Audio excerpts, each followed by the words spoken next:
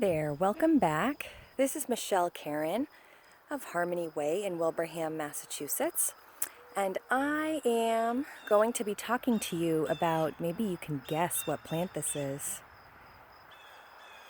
These are roses. So this is Rosa canina, specifically dog rose.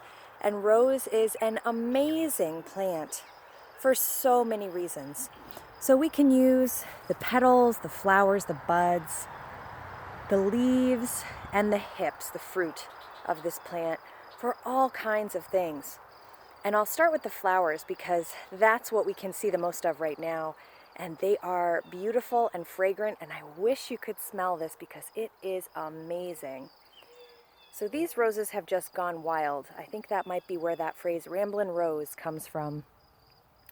Roses are typically associated with the heart, with the emotional heart specifically, but they're also good for the heart in general. So we could put them in a mix with something like motherwort and hawthorn and other plants for someone who is having actual physical heart issues. And there are loads of other plants that are good for the heart too. But we typically think about roses helping with grief, sadness, anxiety, depression, overwhelm, nervousness, things like that.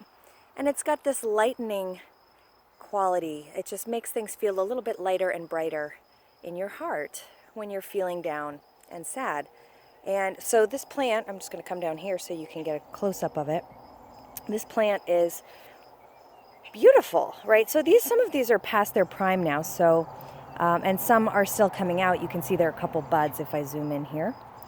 And so the rose flower and the rose hip we would typically be using for the heart. But this plant is actually really good for lots of other things. So the skin, so if you have skin that is aging, if it's delicate, sensitive, dry skin, if it's acne prone, if you tend to get hives and rashes, rose is another plant that's really good for that. And we can use the flowers and the petals, or we can use the leaves, which are right here.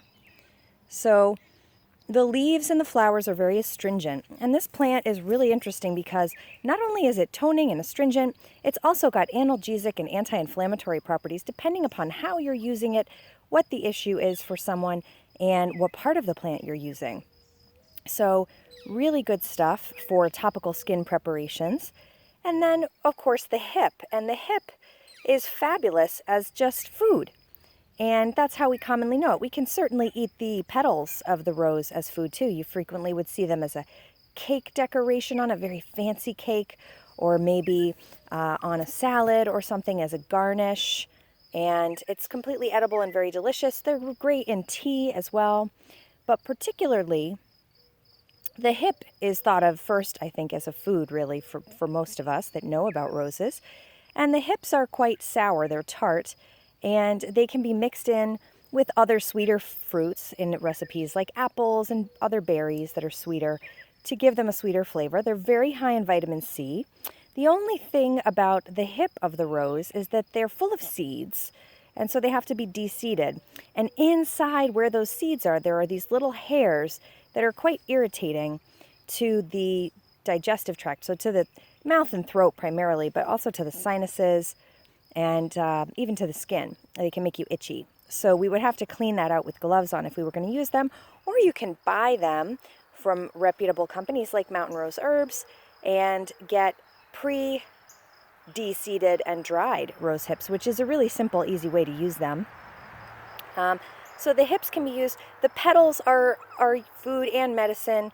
Typically we would use the leaves. They're more astringent than the actual flower, so we would only use that topically. But the flower and the hip can be used internally, and the flowers are typically used both internally and externally. So this is a great plant for all kinds of things, and I could spend an hour telling you about this plant, but I won't.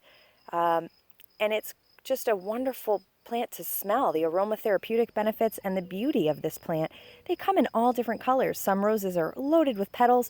Most roses that are on the wild side like this, whether they're Rosa rugosa, Rosa canina, and many other roses, SPP, that grow here in this country, whether they were brought here from elsewhere and they've gone wild, or they were already in this country. and on this continent. They are typically a 5-petaled flower, so 5 petals like that.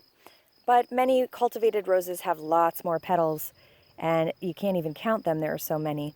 And they're really fragrant, really beautiful, and this is the time of year when they're really thriving here in Massachusetts. So I hope that you've gotten a little taste of the beauty of the rose and how interesting this plant is and how useful this plant is, what a good friend it is to have in your life. And thank you for joining me, and I hope that you have a great rest of your day or evening. Take care.